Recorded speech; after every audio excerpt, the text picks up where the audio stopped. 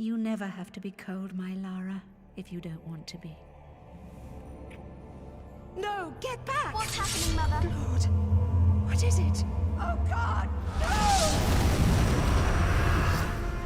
Mother? Mother! Lara Croft, meet Jacqueline Napa. It was you. You were the Queen of Atlantis. Once. I cannot die, you fool! I think this stone unlocks the door. The door might be trapped. We're trapped. I think Amanda might not have died down there. You idiot! You ruined everything! Makes sense right this second, or I swear I'll execute you where you stand! I told you! Where is my mother? Avalon! She's not dead! Hello everybody, and welcome to the Tomb Raider Underworld walkthrough. Yep, it's time to finish off the original Crystal Dynamics Tomb Raider trilogy, with the final game in that trilogy, which is Tomb Raider Underworld. This was the final game that Crystal Dynamics did before they rebooted the series again in Tomb Raider 2013, and as such, it's really interesting. Because it builds on top of what they set up in Legends and Anniversary, and then they just got rid of it all, despite the fact that it seemed like they were getting somewhere. But either way, we have this really quite spectacular CGI cutscene as the introduction to the game. And it's just quite spectacular, really. Especially considering it's showing Croft Manor get blown up in reverse.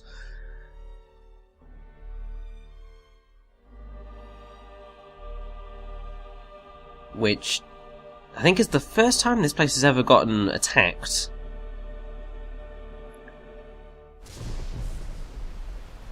And by someone that looks like Lara, no less.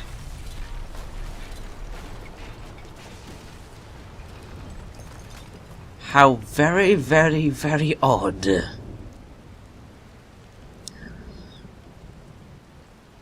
We will come to understand more about what the hell that meant a little bit later on.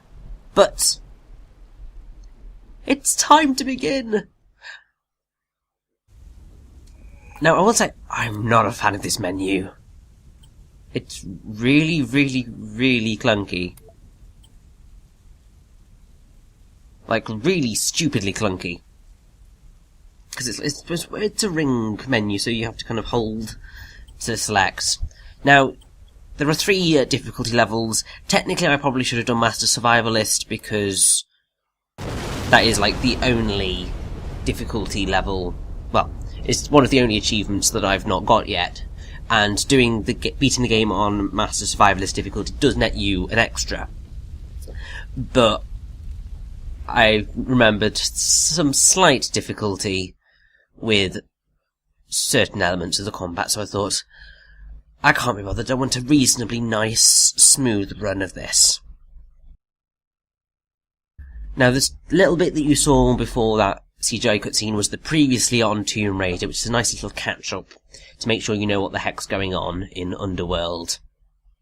Because it is very much the end of the trilogy. But we begin, and Croft Manor is under attack. Now this is your tutorial section. It's very simple. Technically it is possible to die, but it's all very simple. Now, Tomb Raider Underworld was developed by Crystal Dynamics, as I said. It was also developed by Warner Bros. Interactive. Nix's Software BV did work for the PS3 version. BuzzMonkey Software did work on the PS2 Wii version. Santa Cruz Games worked on the Nintendo DS version, EA Mobile on the mobile version, and Fowl Interactive on the Mac OS X version. It was published by Eidos Interactive and Square Enix for the European PS3 HD trilogy re-release that they did. And it was distributed by Warner Brothers in North America. Directed by Eric Lindstrom, produced by Alex Jones. The primary designer is Harley White-Widow. Main programmer is Rob Pavey. Story is written by Eric Lindstrom and Toby Gard. Toby Gard being, I'm pretty sure, the guy who basically created Lara Croft in the beginning. And the music is composed by Truls Brun-Forman and Colin O'Malley. It was released on pretty much every single system available, so Mac, Windows, Mobile, Engage 2.0, Nintendo DS, PlayStation 3, PlayStation 2, Wii and Xbox 360. Now, the PS3 and Xbox 360 versions are identical, everything else is slightly different. The PS2 and Wii versions were basically a really dulled down version, like the graphics were abysmal and they cut out content.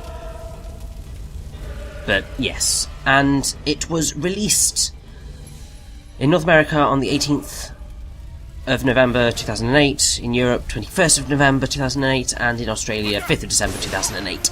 Lara, no!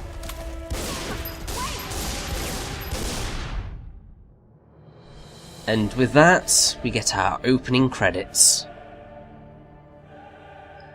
So,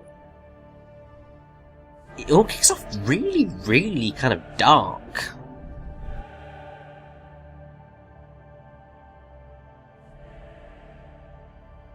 Like, I mean, the series had been building to this point, but it was kind of just like, oh.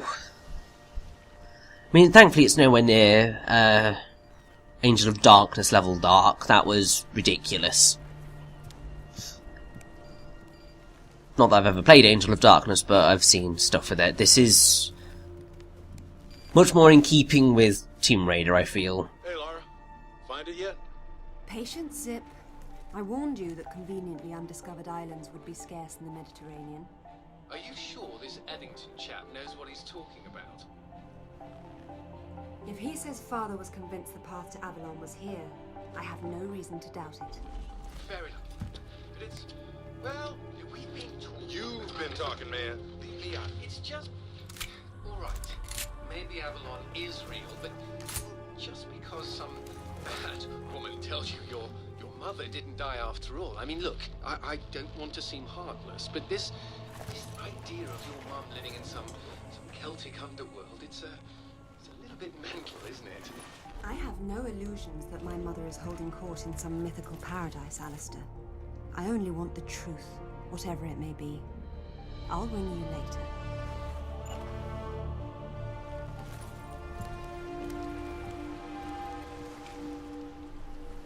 And so, we begin in the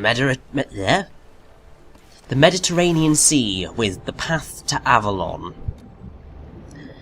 And we must swim all the way down to this wonderful kind of area. It's really quite amazing because it's huge. Now, fair warning, there are sharks around here and they will attack you, which is basically why I'm being incredibly overly careful. Because I don't want to get killed. You see, there we go. Now, the combat in this game is a bit clunky. Thankfully there's not much of it, at least until towards the end. And I think pretty much it was one of the most criticised elements of the game, because it's not quite as smooth, I'd say, as the Tomb Raider Anniversary combat, but it does do its job, so that's fine. Now, what's really insane I mean, it's slightly frustrating for me because I'm a collectathon mad person. Basically, the game opens up in this massive open area, and while it's very obvious to see where you need to go, which is through here, and we will be doing the first part of the puzzle immediately, there's actually a lot of collectibles hidden around this area. And while you would be able to pick them up at a later point, you really don't want to be at that point. So, we're going to be spending pretty much most of this video swimming around this massive open area. And what it introduces is Tomb Raider Underworld's slightly less linear style of gameplay. Like, it really wants you to explore. Some of these areas that you will be exploring throughout the game are huge! And you're going to have to go hunting if you don't have a guide. I would recommend just get a guide and use that, because otherwise you will struggle to find some of these artifacts and also to get the relics. Because the entire game is based on puzzles and exploration, which is really what Tomb Raider has always been most successful at. Which is pretty much why my opinion of the Tomb Raider reboot is kind of nosediving as time goes on. Like, it just makes me really angry. And it's something that I will go into later down the line, because we've got quite a reasonable number of parts to play with here for me to get into my discussion of why the reboot makes me mad and why I much prefer this style of game and also this style of story.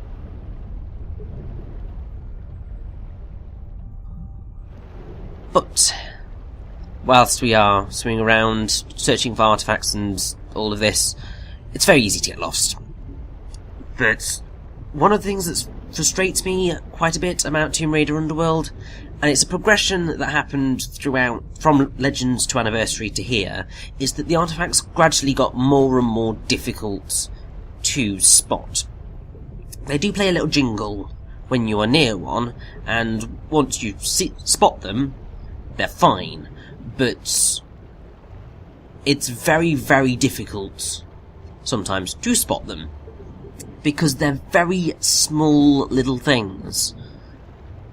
And you've only got the glint and the audio cue to help you if you are near one.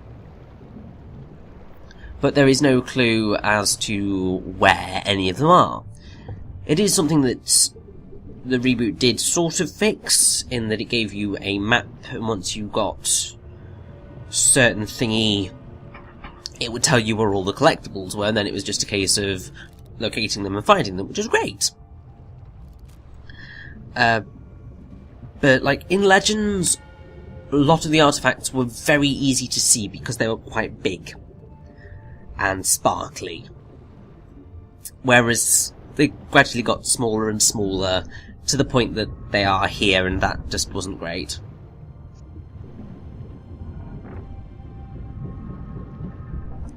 Now, this is our first puzzle of the game. Unfortunately, I kind of ever so slightly screwed up there, because I meant to go grab the other wheel and grab this one. But don't worry, it is getting sorted just now. And that is our first puzzle complete. It was very, very, very simple. And now that that gate is open, we are going to go back and find the rest of the artifacts that are waiting out in the ocean here for us. And I will use this time to just go into a few little facty things. So, Lara here is voiced by Keely Hawes, as she had been since Tomb Raider Legend. It's probably the first time that there'd ever really been a properly consistent Lara throughout the entire series. Because you had Shelley Blonde in the original 1996 game, you had Judith Gibbons from 1997 to 1998, you had Janelle Elliott from 1999 to 2003, and then it was Keeley Hawes from 2006 to 2010, and that was all 3 games that she was in. And what I am very happy about is that she is still technically a voice for Lara Croft, because she voices her in the Lara Croft and the Temple of Osiris game.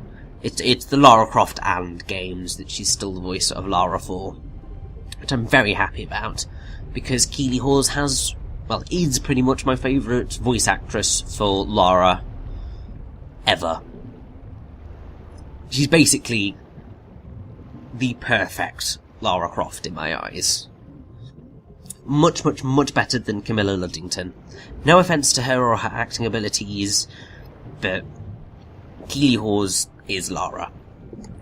Now, if you don't know who Keeley Hawes is, well, it's probably because she hasn't really done a lot of films, but she's mostly been on TV, and it's pretty much mostly British TV. So that's probably why most people wouldn't recognise her. But she has been in some pretty big things. So, the main reason that I know her is that she was D.I. Alex Drake in Ashes to Ashes, which was the sequel series to Life on Mars. Which, I loved Ashes to Ashes. She was Lady Agnes Holland in the remake of Upstairs Downstairs. She is also known for being Zoe Reynolds in Spooks. And she was Samantha Mollison in the very, very recent adaptation of J.K. Rowling's, Robert Galbraith's The Casual Vacancy. And what most of geekdom would probably recognise her as is Miss Delphox / Madame Carabraxos in the episode Time Heist in the most recent series of Doctor Who. So, she's been in a reasonable amount, but she's just awesome.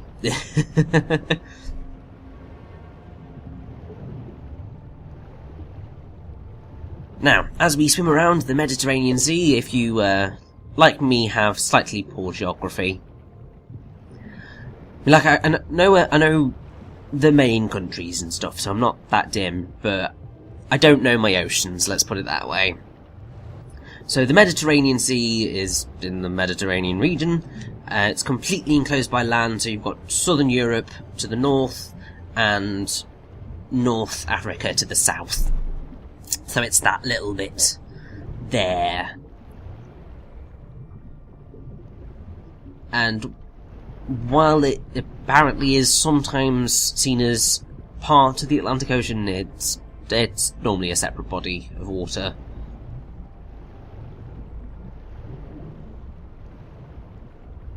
Now, I'm not quite sure why they chose to start the game in the Mediterranean Sea. Particularly because I'm not quite sure why what we're going to head to has any links to the Mediterranean.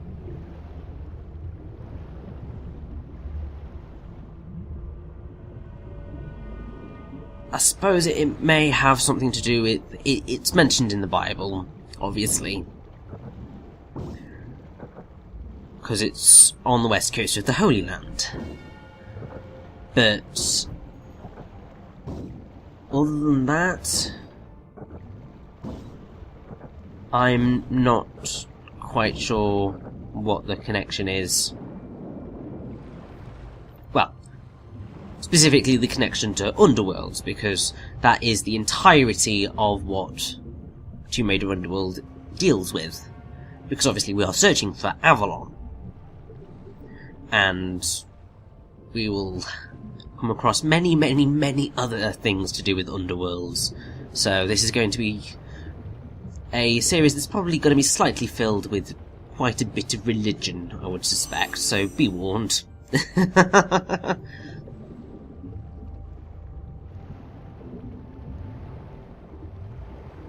So obviously we are searching for Avalon, as was said in the opening cutscene, as I said just there. Now, if you don't recognise the name, I mean, you really should, because it's basically a huge part of the endgame of Arthurian legend. Basically it comes probably from the Welsh Inis Avalon, or that's what it is in Welsh, and it probably comes from Aval, which means apple, which has caused numerous things later down the line. Basically, Avalon first appears in Geoffrey of Monmouth's pseudo-history. Well, at the time he sort of called it a chronicle, but it's not really, which is the Historia Regum Britanniae, which is the history of the kings of Britain, which has the whole Arthur story that I've spoken about many, many times before, because I am a massive medieval literature geek. At least I am now. Probably wouldn't have been a couple of years ago, but I am very much so now, and have been for the past 3 years. But basically, Avalon is where Excalibur was forged, and later where Arthur is taken to recover from his wounds after the Battle of Camlan, which is where he gets mortally wounded by Mordred. And basically it's mostly associated with Morgan Le Fay, who is another Arthurian figure, who is basically Arthur's sort of sister kind of thing. It gets a bit complicated.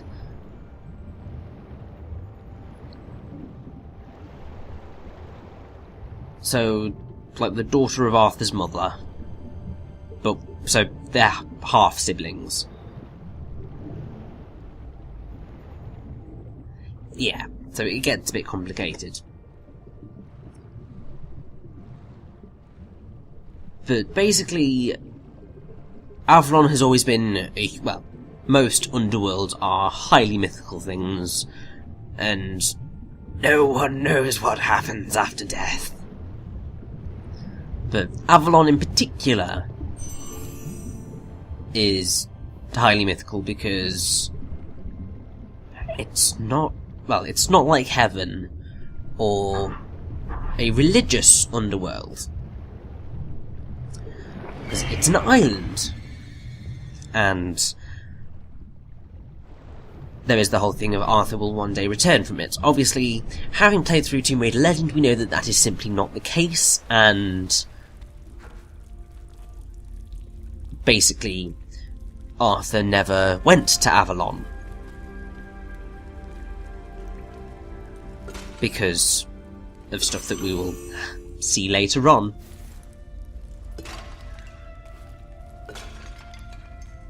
But basically, Arthur gets taken there, and explanations get a little bit complicated.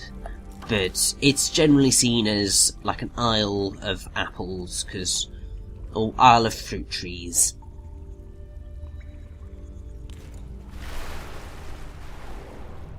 Which links to the apple and all of that sort of thing. And as we will potentially later see, it's very much not the case.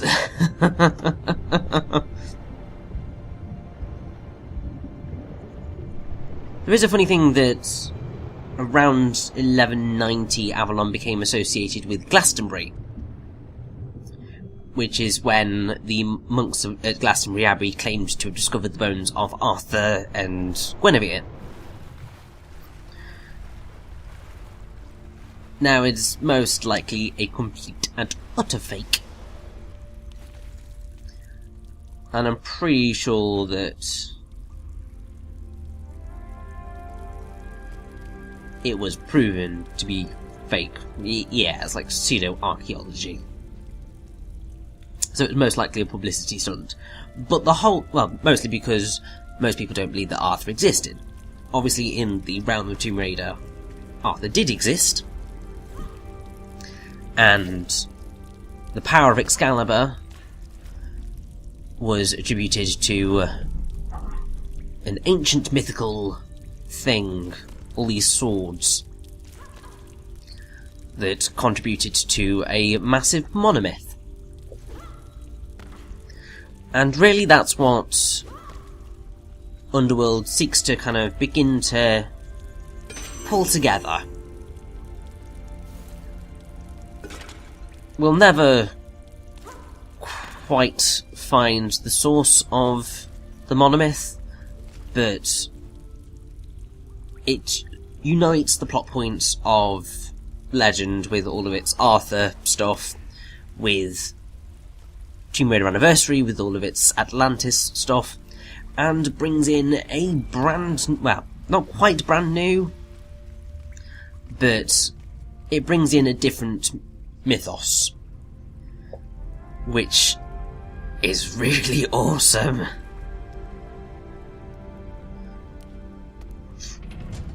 And just means that I'm going to get to go on and on and on about stuff.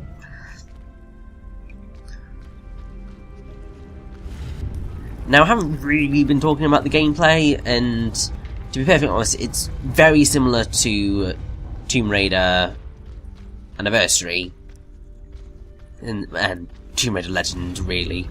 Although the grapple hook is much more in line with Anniversary than Underworld. Not Underworld, Anniversary than Legend. But what this game also introduces is a sprint button, and you will be doing a lot of picking up, dropping, and generally slightly more interesting puzzles. Well, that's probably a slight lie, but there's a lot of interesting gameplay things that happen here.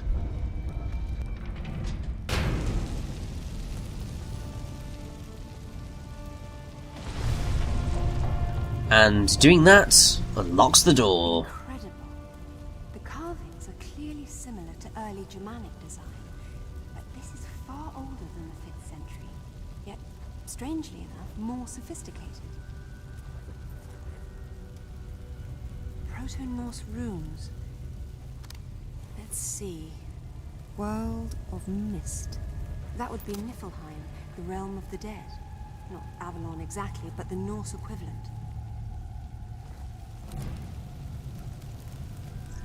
And so, here we are at Niflheim, which, as Lara quite nicely did for me,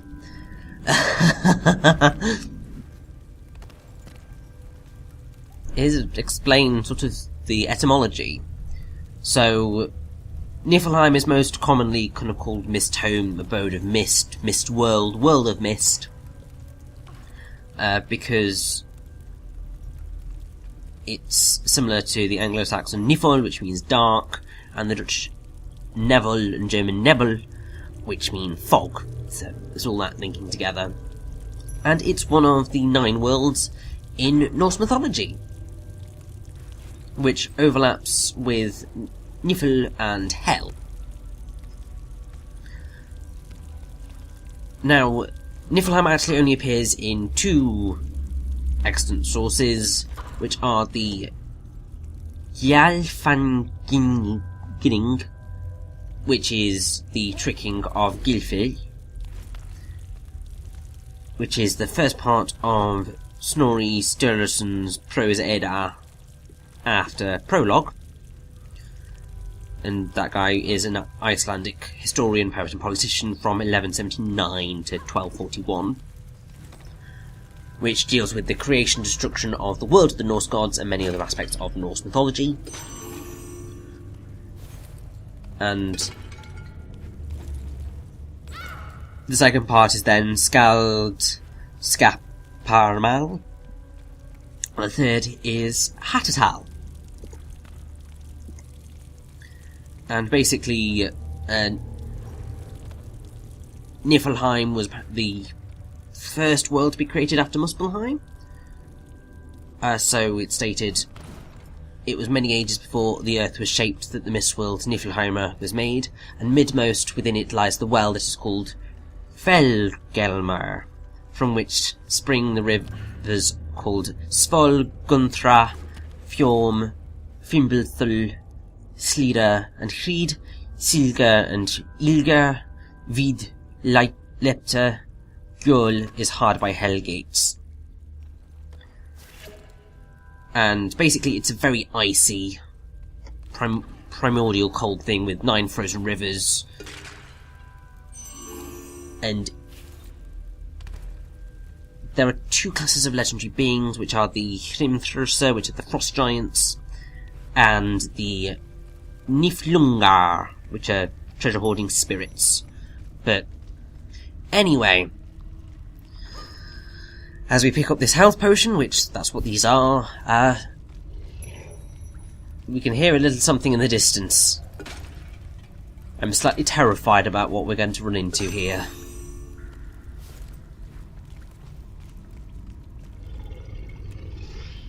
It's making noises.